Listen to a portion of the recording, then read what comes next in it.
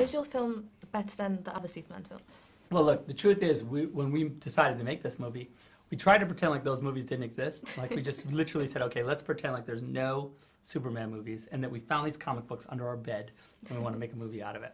So I have great respect for the other films, the other Superman films that were made, and I just like to think mine is slightly different.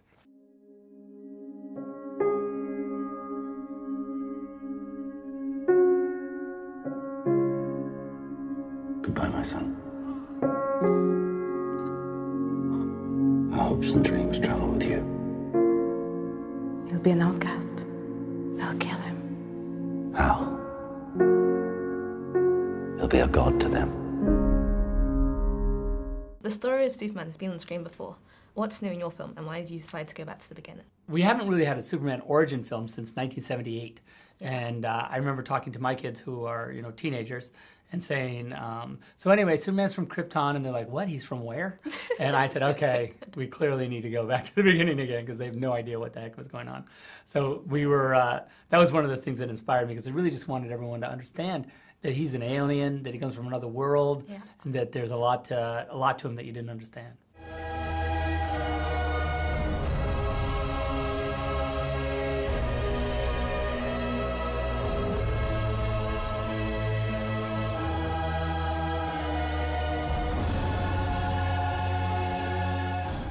Lots of people may think this is a boys' film, but as a girl, I really enjoy that. How do you consider your audience when filming? Well, I think it's in the story first, and that maybe instead of saying, oh, this is a thing for a girl and this is a thing for a guy, I try to look for sort of the universal things that sort of unite all of us as humans. And, those things I think are, naturally in Superman as a character. He's all of us, but he's the best we can be at the same time. And I think that's what I really was trying to make happen in the film, was to say, have anyone in the audience go like, wow, if I was Superman, that's what I would do. If I shot my own Superman film in my garden, what is the best way to create the flying effect? In the garden. I would say in the garden, the best way to do it would be to take an ironing board. Yeah. And put it on a stick. I think you could just actually put it up as long as it'll stand up and not fall down. And then get a big fan on one side. And then make sure that when you lay on it, you kind of cover the ironing board with your shirt or your costume. And then blow the fan, and then put the camera low so you just have sky back there. And then just roll around like that. That might get it a little bit. You talking from experience? A little bit. I'm interested in making films. I have access to a phone and a computer, but where do I go from that? What are your top 3 filmmaking tips? I think you just need to write a small story, like a small story that you can sort of do with your friends. Be nice if it's 10 pages, Yeah. That's about a good size for it. And then you just need to shoot it. It's really, I think making a movie is all about just getting the people together and saying, okay, on Saturday we're going to shoot the movie.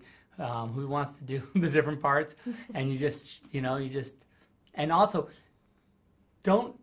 some people get bogged down with wanting to shoot the coverage and shoot it like a movie you'd see on TV. Yeah.